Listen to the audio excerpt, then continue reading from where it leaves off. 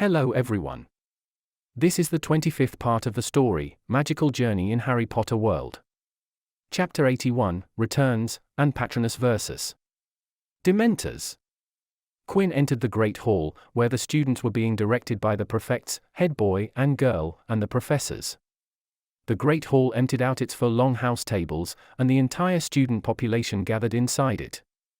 Looking at the hordes of students, Quinn made his way towards the students clad in blue. Towards the gathering of the Ravenclaw house.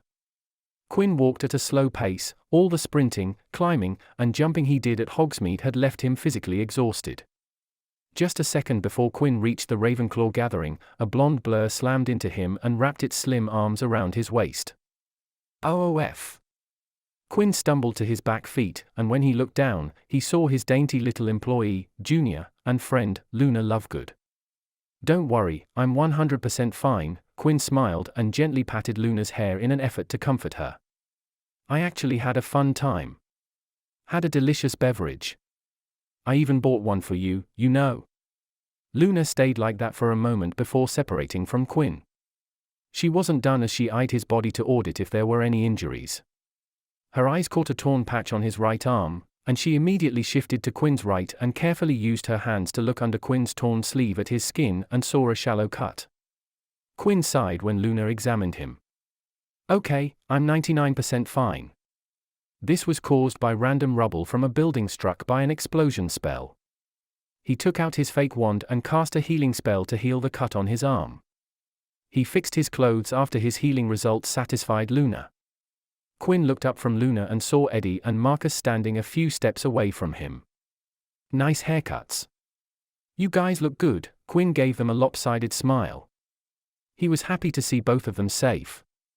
He didn't go and check them because, first, they were in the opposite direction to Novellus Accionite's travel direction, and second, both of his roommates were inside a building, safe from stray spells. Eddie and Marcus wordlessly hugged Quinn, happy to see their friend safe. They were terribly worried and stressed when the two didn't see him in the castle when they arrived. The anxiety crept every minute they waited in the Great Hall, peeking at the entrance to see if Quinn was there or not. Quinn closed his eyes as he hugged his roommates. The tiredness was setting in. The adrenaline previously coursing in Quinn's body during his sneak attacks at the Actionites was now taking its toll, making him feel exhausted. Let's make that girlfriend pact, all right, chuckled Quinn as he said the words while hugging them, eliciting laughs from the two boys. After separating from the hug, Quinn walked around the Great Hall, checking on his friends, regular customers, friendly acquaintances, and AID-related acquaintances. Starting with Ravenclaw, Quinn greeted everybody he knew in his own house. He checked on some of his juniors and peers who had come to him when they had a doubt. He went to see Katie Bell at the Gryffindor table and checked on her. Quinn greeted the Weasley twins and swept a lazy eye over the Golden Squad. At the Hufflepuff gathering, Quinn said hello to Cedric Diggory, who he sometimes chatted. He also talked to his frequent Hufflepuff customers. He made small talk before finally moving to the Slytherin table. At Slytherin, he directly went to Daphne and Tracy and saw the two girls standing with Astoria. Are you two all right? The three Slytherin girls turned to come across Quinn, who was standing there with them. Why yeah, we are fine, Tracy spoke, still shocked at what happened at Hogsmeade.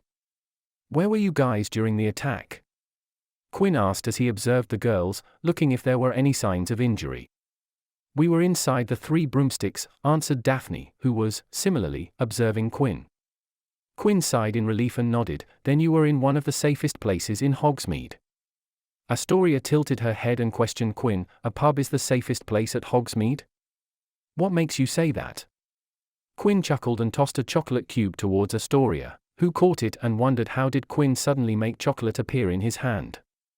The pub is usually filled with adults, so there surely were plenty of wands to protect students, Quinn explained, smiling as he saw Astoria observing the chocolate in her hand and glancing at Quinn's hand. Apart from Madame Rosmerta's Three Broomsticks, Abeforth Dumbledore's Hog's Head Inn would be the safest place in Hogsmeade. Nay, Hog's Head beats out the more busy Three Broomsticks. The clientele of the Hog's Head is much more interesting than the one of the Three Broomsticks. The people who visited Hog's Head liked to keep their faces covered, and the inn was famous for being shady. If someone hostile entered the place, Then they would face a barrage of spells from the clientele who liked to spend their time quietly and without disturbance. Where were you? Were you near those men? Daphne inquired in worry. Quinn laughed and waved his hand to dissuade their worries. Fortunately, and weirdly, I didn't come across a single of those rowdy characters that used to visit Hogsmeade today. Quinn raised one finger and added, I did come near an exploding building wall, so maybe that counts. Daphne's and Trace's eyes widened as they immediately looked to see if Quinn was injured. Did you get hit? Tracy asked with worry heavy in her voice. Nope. Not a single scratch. Quinn rotated on the spot to show them that he had no injuries on his bodies. I bounced the second the wall exploded. Right into the opposite direction. He extended his hand forward. Quinn's chill attitude made the girls feel relieved. They put their worries aside and calmed down. How did you toss me this chocolate? Did you have it already in your hand? Astoria was weirdly interested in how Quinn gave her chocolate without taking anything out of his clothes. Quinn chuckled and showed the younger Greengrass his empty hands. Then, he extended her hand behind her ear, and when he pulled his hand back, there was a chocolate cube in hand. Like this, he smiled, wiggling his eyebrows. Astoria took the chocolate from Quinn's hand with a surprised expression and blurted in amazement, Now, how did you do that? My apologies, little lady. But a magician never reveals his secrets. Huh? What do you mean? Asked Astoria in confusion. She didn't recognize the famous phrase. Quinn just laughed and didn't reply, which confused Astoria even more. That day, the students were allowed to return to their regular lives after professors did a roll call and made sure that no student was missing. Everybody was relieved to know that no student was missing after the terrorist attack. They learned the full details of the incident the following day when the morning owl raid brought the newspapers to the students and professors. 2 people dead, 11 Novellus Axionites caught by the auras, and 8 of them were found incapacitated when the auras found them, littered across Hogsmeade. Then there was a section on the mysterious invisible vigilante, who aided in stopping the terrorist group before the auras arrived. The newspapers portrayed a positive image of the invisible vigilante, a hero who helped the public and then vanished without claiming any credit. The auras put a message in the newspaper asking for any information about the invisible vigilante. They were after this invisible vigilante for having used harmful magic in public. Quinn, who read the newspaper, faintly smiled when he saw that the auras had no clue regarding his identity. He didn't care about his image in the newspaper. The invisible vigilante wouldn't be making an appearance anytime soon. But he did keep clippings from the Quibbler magazine, which did a whole article on the invisible vigilante's identity. It was an entertaining read with a whole lot of wild theories. Heck, even Luna asked Quinn for his opinion on the future articles on the invisible vigilante, since she was a co-writer on the future articles on the invisible vigilante. Quinn enthusiastically helped her by suggesting more theories far away from the truth. Scene break. Good people of Hogwarts, welcome to yet another entertaining game of Hogwarts Quidditch. We are here to watch an exciting game between Gryffindor and Hufflepuff. Quinn sat behind the microphone in the commentator's seat, smiling at the crowded stands with a beaming smile. A smile that didn't match the weather. The noise of storms thundered above in the dark sky. The grey clouds darkened the usually bright sky that appeared in the morning time. By popular demand, I, Quinn West, have returned as the commentator. First of all, I would like to thank you all for the support you people showed to me. Your push to have me as the commentator made me wonder if I should do this for a living. Quinn heard a few chuckles at his back. He turned to see Lily Potter, Phileas Flitwick, and Aurora Sinistra laughing at Quinn's words. Now, I know the weather today is not optimal for you viewers. The visibility might degrade, and it might hinder the viewing experience. But do not worry. I am here with a solution to this very problem. Quinn rubbed his hands as he could feel the scent of money tickle his nose. Even though no one could see his face from a distance, he still put on his best sales smile and announced. Brought to you by AID Productions. Rhinoscopes. Eyewear, vision aids that will help you enjoy the game as clearly as in a well-lit, cloudless day. The revolutionary goggles are fitted with the latest perception-enhancing magic, allowing you to adjust the brightness of your vision. They elevate the experience by increasing visibility no matter what the situation. They are impervious to rain or even hail. And over that, the rainoscopes include zoom capabilities that will allow you to look up super close, like if you were right there in the sky with the players. Mr. West, you aren't allowed to sell products without permission, McGonagall's stern voice traveled throughout the stadium. Everybody heard Quinn chuckle, and then him talking to McGonagall, "Here you go, Professor. This one's for you, free of cost. Please, wear it and decide whether this is a gift to the sport of Quidditch or not." There was a brief moment of silence as everybody in the stands carefully listened, waiting for McGonagall's response. "Oh, things have gotten clearer. Oh, so this is how you zoom. Oh my, this is impressive. What a handy tool." Quinn immediately turned his face to the microphones and said with enthusiasm, "People of Hogwarts, you've heard it. The Premier Quidditch nut, Madam McGonagall, the Scottish dame, has approved the rainoscope. You know it when you hear the praise in her words. The rainoscope is revolutionary, and unlike the traditional omniaculars, you don't have to keep holding them in your hands. Just put them on your eyes and forget they are even there. The light goggles won't be a hindrance in any way, so you'll be able to enjoy your snacks. Even hold hands, or hold banners and flags for your teams. Now it was time to open the stores and start selling those babies." Quinn looked over the stands and saw that his salespeople had entered the stands just as he had instructed them to. "You can buy the rainoscopes in the stands since, as I speak, the hard-working volunteers are roaming the stands for your benefit." And for my benefit, Quinn's thoughts went unheard as he smiled, golden galleons shining in his eyes. "Buy the rainoscopes as soon as possible because we only have limited stock. Remember, these kinds of opportunities only come once in a lifetime dash." And every Quidditch game going forth, Quinn laughed devilishly in his mind. So buy the handy goggles and stand out from your fellow students with a fashionable Quidditch accessory. Quinn stood up from his seat as he swept his eyes throughout the stands. He was pleased to see that students were buying his merchandise. "Mr. West, please get back to Quidditch," said McGonagall with a sigh, a little embarrassed for losing herself moments ago. Quinn beamed at the deputy headmistress and grinned, "Of course, Professor."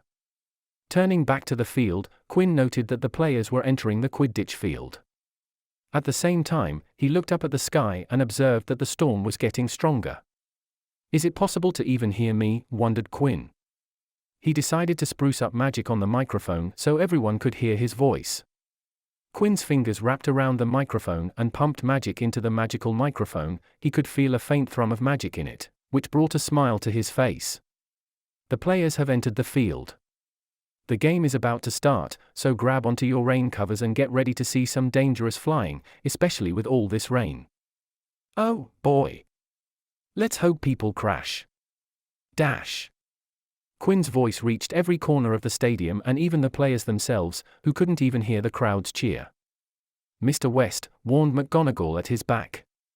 "So, as I was saying, ladies and gentlemen, Oliver Wood, Cedric Diggory, and Harry Potter have entered the field. So grab the rainoscopes and zoom on them. Dash. Mr. West. Anyway, I don't have to tell you what to do. Go crazy," said Quinn very quickly. He finally took a deep breath and roared, "Let the game begin." As Quinn announced the start of the game, the players took off into the air. Quinn himself turned back and gave a thumbs up to Lily Potter with a goofy smirk since she had yelled to her son. Lily Potter sighed and pinched the bridge of her nose. Appearance-wise, her son, Harry, was a copy of her husband, but on the inside, Harry had plenty of things that reminded her of his godfather, Sirius Black. James had spent his entire school career chasing after her, but Sirius had been famous for being a flirt with any girl that caught his attention. She didn't want her son to copy his godfather's behavior while he was in school. The game continued as the sky got darker and darker. The rain started to pour heavily. It was growing harder for the broom riders to maintain a grip on their brooms. The players felt very cold and numb. The rain was leaching any enthusiasm to remain on the field. The visibility got so low that players bumped into each other, without knowing if it was a teammate or an opponent. After half an hour under the pouring water, anyone who had rainoscopes saw that Harry Potter had abruptly gone up, his broom climbing up the sky. He rose above the other players, gaining altitude against the pouring rain. Quinn's eyes widened when he recalled the events of this game. Quinn killed the magic in the microphone, turned back towards the teachers, and said, "You might want to release your patron uses towards the sky. Potter is gaining altitude. I'm pretty sure that all the Dementors are just above the stadium, with the stands filled with happy people." At once, the teachers' eyes widened. They bolted up from their chairs, looked at each other, whipped out their wands, and shouted at once, "Expecto Patronum!" Multiple corporeal patronus shot out from their wands. Silvery guardians climbed up towards the sky. Quinn was about to return his attention back to the sky, but then he heard the groaning of a chair and felt some magic. He turned his face to the other side and saw Albus Dumbledore dressed in dark blue robes, standing up from his chair. In the current weather, his robes looked closer to black than blue. "Oh, he is mad," Quinn thought, seeing the darkened face of Albus Dumbledore. The headmaster looked madder than Quinn had ever seen him. There was pure fury etched on his face as he raised the death stick towards and shot his patronus towards the sky, brighter than every other professor's patronus. The silver phoenix rose, spread its wings, and flew up towards the hundreds of Dementors closing on Harry Potter. Quinn raised his head and saw the patron uses dancing around Harry Potter, protecting him from the large horde of Dementors, while Dumbledore's phoenix patronus went after the Dementors with a vengeance, chasing them away from the stands and Hogwarts in general. But it seemed that Harry was flying in the rain, and the remote contact from the 100 Dementors before the patronus got to his aid was enough to make him lose consciousness. The Seeker let go of his broom and started to fall towards the ground. "Harry's falling off his broom, he's coming down." Quinn warned the professors so they could slow Harry down and stop his fall. "I shall take care of Harry," alerted Dumbledore the other professors. A blue light was cast from the Elder Wand. The spell darted towards the falling body of Harry Potter and slowed him down, decreasing his speed. Harry came to a complete stop on the ground of the Quidditch field. Quinn stared at the unconscious boy before catching with his eyes the smiling figure of Cedric Diggory and the golden snitch in his hands. Oh, Hufflepuff won the game. Of course, no one heard it because Quinn had cut the magic of the microphone. Chapter 82, Fifth Element, Upgrading, and Giant Squid. Quinn sat in the most comfortable chair he had ever sat in. Everything from the seat height, width, depth, tilt, backrest, lumbar support and recline was perfect as far as Quinn was concerned. The materials used in the chair, armrest, and headrest were the best he had ever experienced. For the person who rarely sat in chairs with backrests, this was heaven in a room because Quinn's body was feeling comfort all over. Pulling back a little, Quinn, in his chair, was in a simple room with a fireplace and a small library. There was a small table beside Quinn's chair with a candle lamp on it providing light. The room screamed of being Quinn's comfort zone. The chair was facing the fireplace and Quinn closed his eyes. His eyes were darting underneath his closed eyelids. Diving into his mind, he saw himself, standing in his mindscape, his eyes looking around the mindscape, watching something only visible to him. Many magical cultures used to talk about four classical elements. Classical elements were typically referred to as water, earth, fire, and air, which were proposed to explain the nature and complexity of all matter in terms of simpler substances. Ancient magical cultures in Greece, ancient Egypt, Persia, Babylonia, Japan, Tibet, and India had all similar lists, sometimes referring in local languages to the air as wind.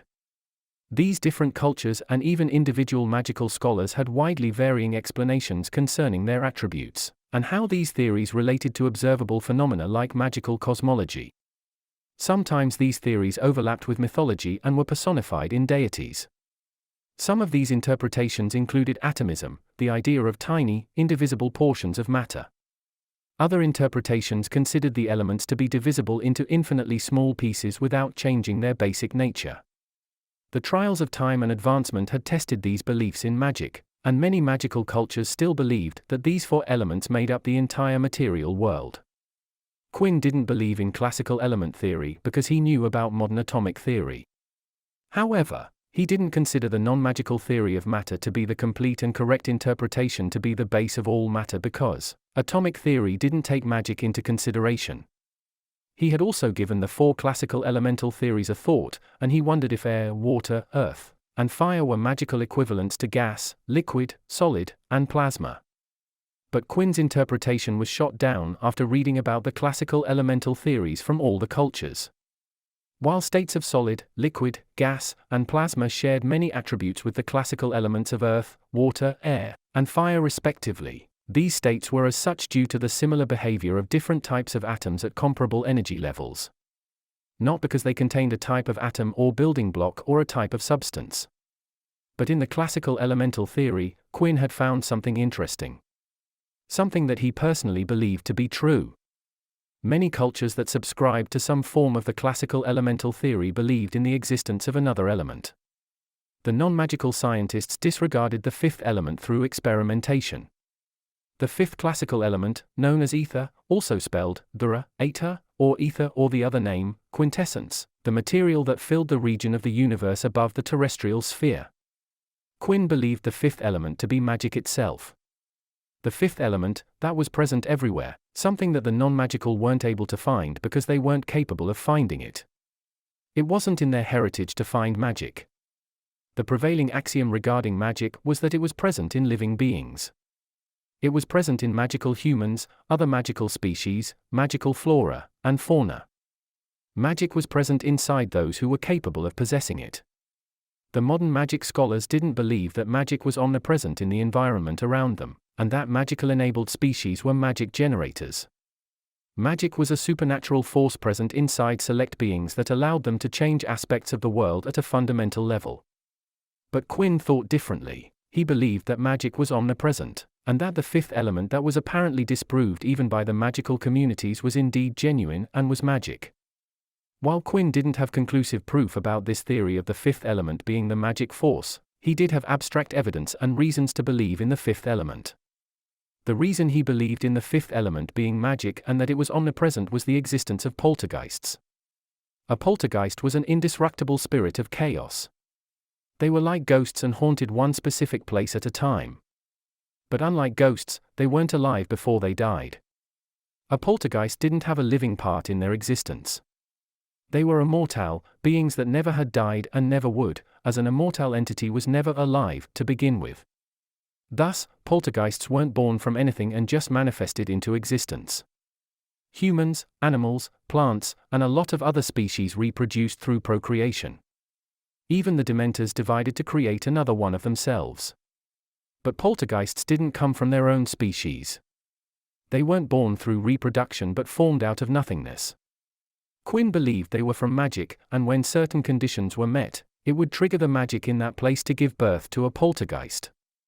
The sole existence of poltergeists made the base of Quinn's belief in the presence of an omnipresent element which he considered being magic, because if magic wasn't omnipresent, then poltergeists wouldn't be able to manifest into this world. Whether Quinn was right or wrong was far in the future. But right now, Quinn was using the idea of an omnipresent element that existed everywhere in the universe to improve his occlumency. According to Allen, Quinn's defense aspect occlumency was useless if someone could get past his primary and secondary shields without him noticing it. If a stealth infiltration was successful, then Quinn was screwed because beyond that point. The solution to that problem was to add extra features to his occlumency defenses. To detect any foreign mental attack that got past Quinn's shields, Quinn came up with an idea and decided to fill his entire mindscape with an omnipresent substance. Something like the fifth element from the classical elemental theory, but its base properties were to combat foreign mental magic. Quinn had drafted a timeline to set up the invisible yet omnipresent mental element that would elevate his occlumency defense to another level. The first part of the process was to fill his entire mindscape with an invisible matter. The challenges of this stage were that Quinn's mindscape didn't have definite dimensions. It was an infinite space that stretched in all directions, so Quinn needed to figure out how to fill an infinite space with an omnipresent matter. The second challenge was to make the matter invisible in nature, that wouldn't be visible to anyone or anything that tried to enter his mind. He had given a thought to turn his entire mind invisible to anyone looking for it, but Quinn wasn't even sure how to do that. He had tried to make his shields work like an invisibility cloak, but that didn't work because Quinn couldn't figure out how to hide something that was so clearly supposed to be present inside of him. Plus, a mindscape was too complex and heterogeneous in nature for Quinn to hide. But in the case of the omnipresent matter, it was homogeneous in nature and relatively uncomplicated enough for Quinn to make things work. Back to the challenge to add the invisible matter to his mindscape, which stretched infinitely in all directions. Instead of taking the approach of filling a glass with water, Quinn decided to add the invisible matter into the very essence of his mindscape. To add the presence of the invisible matter into the very genetic source code of his mindscape. In the months he had been in Hogwarts, Quinn was able to complete this process. He was able to add a naturally existing matter to his mindscape. His mindscape now had an omnipresent matter, encompassing everything from his both replicas to the empty that extended infinitely. "Oh yeah, I can feel it," sighed Quinn. He could see and feel the addition to his mindscape. "Yeah, this will work, won't it? The first challenge is over, but this is just the start." Quinn moved his eyes around, moving his body to see in every direction. "Now I need to make it completely invisible to any mental probe." The second challenge to Quinn's plan of developing his defense was to make the matter invisible to any mental probe. He needed the attackers to be unaware that there was something that was watching them. The motive to do this was to make them drop their guard. Quinn wanted to make them believe that their job was done, and now they didn't need to be sneaky and careful. One of the things Quinn had learned from the second vault was that you couldn't defend against something you didn't know about. So if his attackers didn't know about the invisible matter, then they wouldn't be cautious against it, making the job of the omnipresent matter easier. "This is going to be so difficult," whined Quinn in a sing-song voice. Making the matter invisible to the attacker meant that he needed to be better than them. He needed to outskill them and cover all bases so the invisible matter wouldn't show up on any legitimacy detection probes. "This is going to be another repeat of my detection layer training." Quinn licked his lip and exhaled a deep breath. "This will be a huge part of my next few months." Quinn had developed his detection layer by testing it against various legitimacy attacks, actively trying to detect masked legitimacy attacks until his detection layer was strengthened enough to do it passively. "This time around, it will be the opposite," mumbled Quinn to himself as he waved a hand through the air of his mindscape. "I have to develop the matter to the point that an attacker won't be able to detect it. Last time around, it was seeking from hide and seek, this time, it would be hiding from hide and seek." When this part of the upgrade was completed, the next part would be the actual defense, where Quinn would change the nature of the invisible matter to hinder foreign mental magic. That would turn the very environment of Quinn's mindscape into a defensive asset. And Quinn had already started on the preparation for the development of a lethal environment. The mental representation of Quinn closed his eyes for a moment, and when he opened them, the sight had changed. Now he stood in the emotional core of his mind. It was an extensive network of small point lights connected to each other. A network that spanned many kilometers if taken in scale to the small mental representation of Quinn. Every tiny point light was some emotion related to an event in Quinn's life. And because of the continuity in a person's life, every event was connected to other events, creating an extensive network. This place differed from the emotional representation that Alan had visited to check on Quinn's emotional status. This was the full expanse. If someone gained access to this part of Quinn's mind, they would have complete control over Quinn's emotions. "Phew, I forgot how time-consuming constructing this was," sighed Quinn with a sense of achievement, his hands resting on his waist as he admired his work. There was a cover over the expansive network of emotion that Quinn had spent his entire life feeling. It was the same graphene-inspired defensive layer that Quinn used for his normal defensive layer, which covered his mindscape. 10 layers of interconnected hexagons made a solid cover, proven to work against legitimacy attacks. Quinn's primary and secondary defensive shields were over 100 layers and 50 layers thick respectively, so this shield looked very thin in comparison. But this defensive shield had an additional feature that the original defensive shields didn't have. Faint radiation in the shape of circular waves radiated from every vertex of the expansive hexagon matrix. Thousands upon thousands of vertices radiated a mild radiation, which created a protective layer of radiation that covered the shield layers. All 10 protective layers had the same feature, so that resulted in 10 layers of radiation. "This is working splendidly," whispered Quinn, his work brightly reflected in his eyes. "This proves that I can replicate this with the invisible matter." The radiation was a legitimacy-inhibiting application of occlumency. Its sole purpose was to degrade the mental probes, such that the probe got weaker as it made its way through the layers of shields. Plus, the strength of the radiation got stronger as the probe made its way deeper into the shield because the layers of radiation piled on. "Even if I stop now, I can add this to my main shields, and this would push them to another level, a qualitative change." A smile made its way onto Quinn's face as he thought about the future of his defensive shields. Now, I need to figure out how to add this to the invisible matter. I have to think of a name for the invisible material. I can't keep calling it invisible matter. The radiation shields were a proof of concept, but to add this effect to the invisible matter was another challenge that Quinn needed to study up on and figure out how to do. Just thinking about it gives me a mental boner. A whole mindscape turned into an active radiation zone. Yeah. Quinn repeatedly nodded his head with an excited smile on his face. This is going to be my greatest work. Ooh, I can imagine it, the Legilimens entering my mindscape and immediately getting hit with radiation, and from a source that they can't see.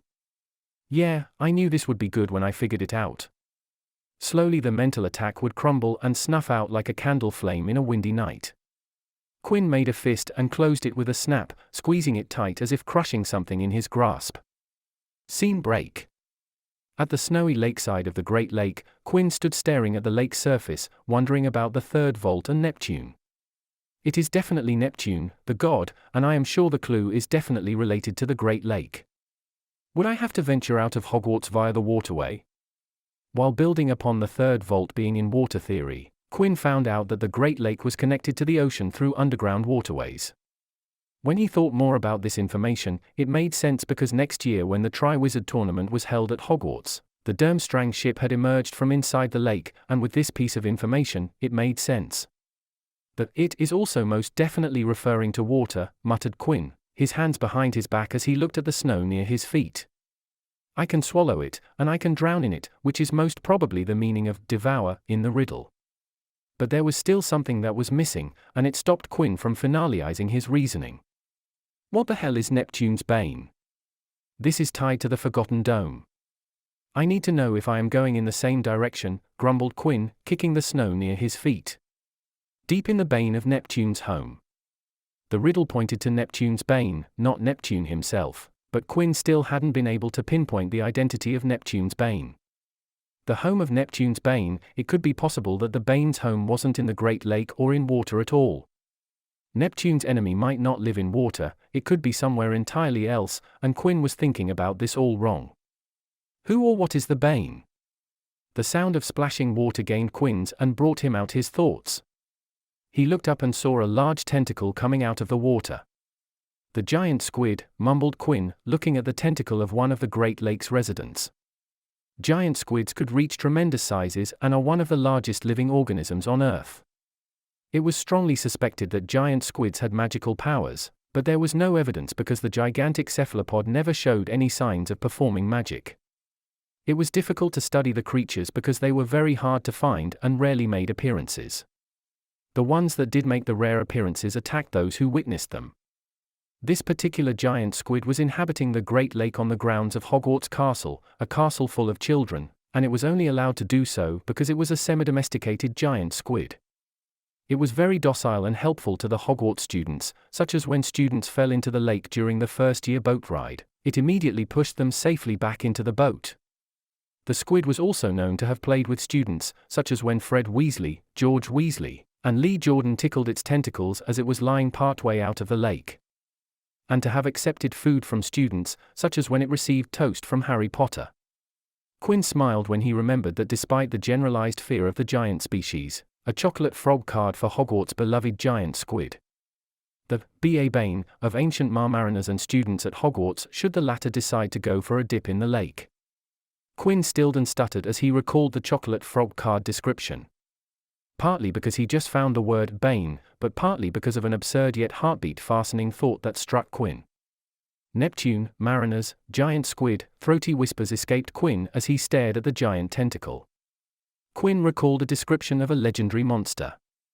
A highly popular mythological animal, a legendary sea monster of gigantic size and cephalopod-like appearance, dwelling off the coasts of dangerous waters and terrorizing nearby sailors. The beast that made water travel difficult, scaring the people from setting sail in the vast water. Indirectly reducing Neptune's role in Roman religion because they feared the water. Things started to click inside Quinn's mind. He couldn't believe that the creature in front of him was Neptune's bane. It fit, but at the same time, it seemed absurd. Bloody hell, bloody hell. Bloody hell. Quinn yelled with an astonished expression as he set a palm over his forehead and used his other hand, all fingers pointing at the lone giant tentacle. A large quantity of water splashed everywhere as the giant squid whipped its tentacle against the lake's surface. This is not a giant squid. This is a bloody kraken. This marks the end of part 25 of the story, Magical Journey in Harry Potter World. Thank you for listening. Please like the video and hit the subscribe button to listen more. Hit the bell icon to get notified of all the new content uploaded to the channel ASAP.